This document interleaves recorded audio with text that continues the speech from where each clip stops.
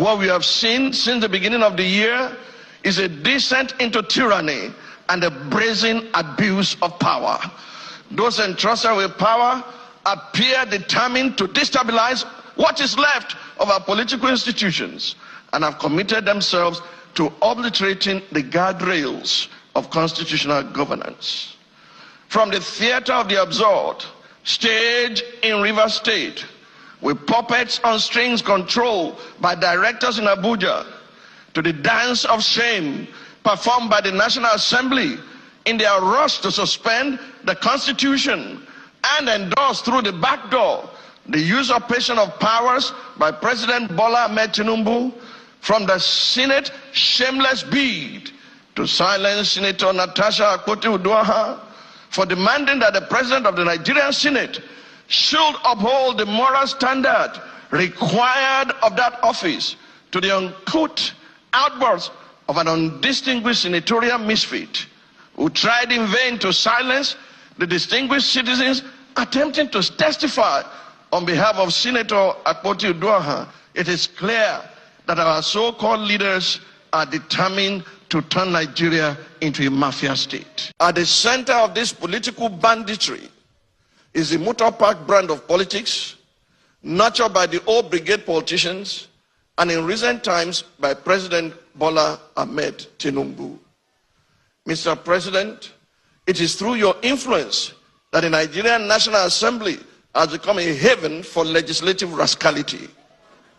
Mr. President, it's under your watch that the National Assembly has become an extension of the executive, grossly violating the principles of separation of powers and rubber stamping the whims and caprices of your office, all while singing the international anthem of sycophants. On your mandate we shall stand. Mr. President, thanks to your political machinations, Nigeria is now bedeviled by a captured National Assembly, the most ineffective in its checks and balances role since the start of the Fourth Republic. In 2006, the Fourth National Assembly had the audacity to reject the tenure exemption bid of a sitting president. In 2010, the Sixth National Assembly summoned the courage to stand against the power hijacking cabal and restored Nigeria to the path of constitutionality by invoking the doctrine of necessity. In 2011, the House of Representatives of the Seventh National Assembly had the courage to elect its leaders, as did the Senate of the Eighth National Assembly in 2015, defying executive interference.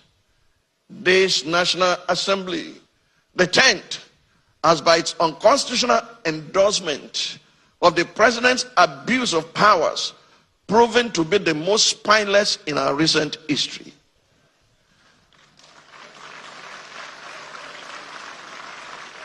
Through its actions and inactions, the National Assembly has in effect become the 48th member of the President's cabinet.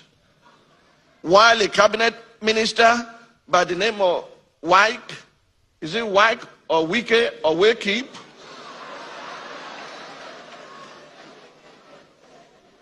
Why a cabinet minister has more or less become a third-time state governor in Rivers State, pampered by the indulgences of the president.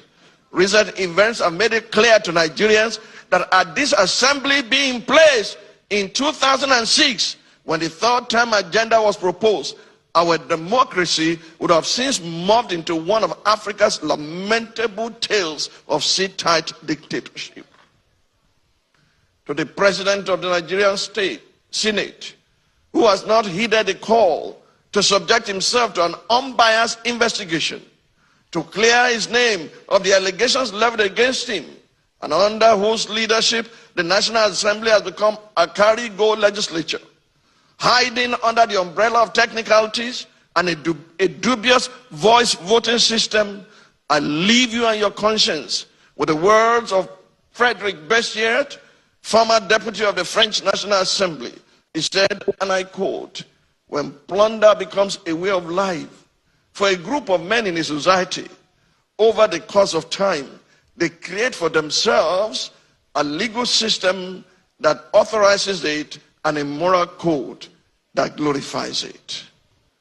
To the President of the Federal Republic of Nigeria, under whose brand of politics the institution of legislative oversight is collapsing and our democracy is faced with an existential threat, I say, Mr. President, Nigeria is too delicate for this kind of politics.